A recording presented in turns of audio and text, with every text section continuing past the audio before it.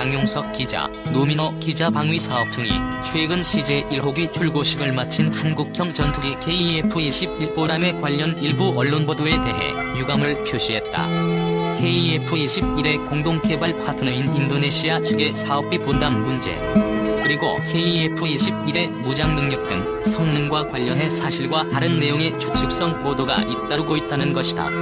방사청은 11일 배포한 입장자료에서 인도네시아 측의 KF-21 사업 참여 조건으로 식량 기지와 관련 차관 제공을 제시했다는 언론 보도 내용은 사실이 아니라며 인도네시아는 KF-21 공동 개발에 대한 지속 참여를 약속했고, 분담금 관련 문제는 양국이 협의를 통해 조속히 마무리할 계획이라고 밝혔다.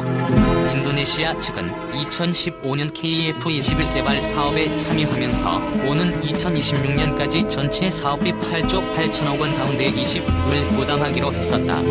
대신 KF-21 개발이 완료되면 우리 측으로부터 CJ기 일대와 기술 자료를 넘겨받아 동일한 사양의 전투기를 자체 생산해 전력화한다는 게 인도네시아 측의 구성이었다.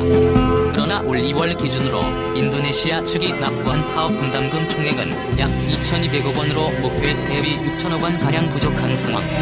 이는 인도네시아 측이 자국 경제 사정이 어렵다는 이유로 2017년 하반기부터 분담금 납부를 중단한 데 따른 결과다.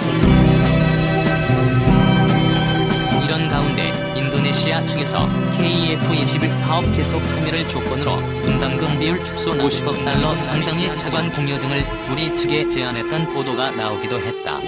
그러나 방사청은 분담금 관련 세부 내용은 협의 중이므로 공개가 제한된다면서도 인리 측에서 분담금 지분을 20에서 10로 낮춰달라고 요청한 사실이 없고, 납부 시기를 2031년으로 연기해달라고 요청했다는 것도 사실이 아니다고 밝혔다.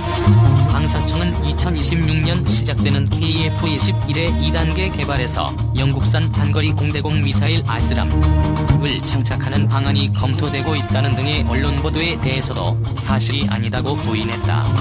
방사청에 따르면 KF-21은 2026년까지 진행되는 1단계 개발에선 기본 비행 성능과 공대공 전투 능력을, 이후 2018년까지인 2단계 개발에서 공대지, 공대함 전투 능력을 각각 갖추게 된다.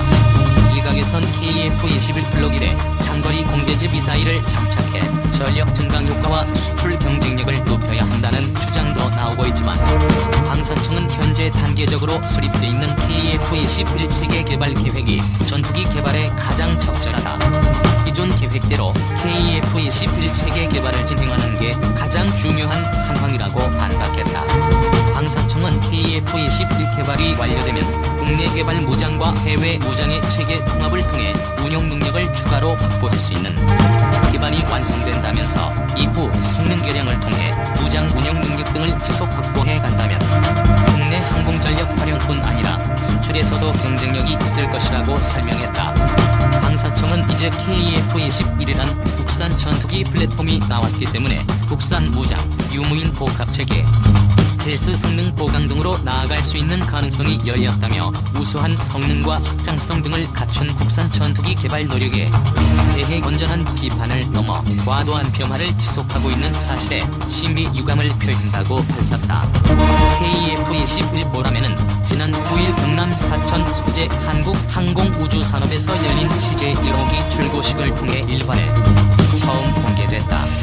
KF-21 CJ기는 앞으로 지상시험 등을 거쳐 내년 중 첫 비행을 실시할 예정이다.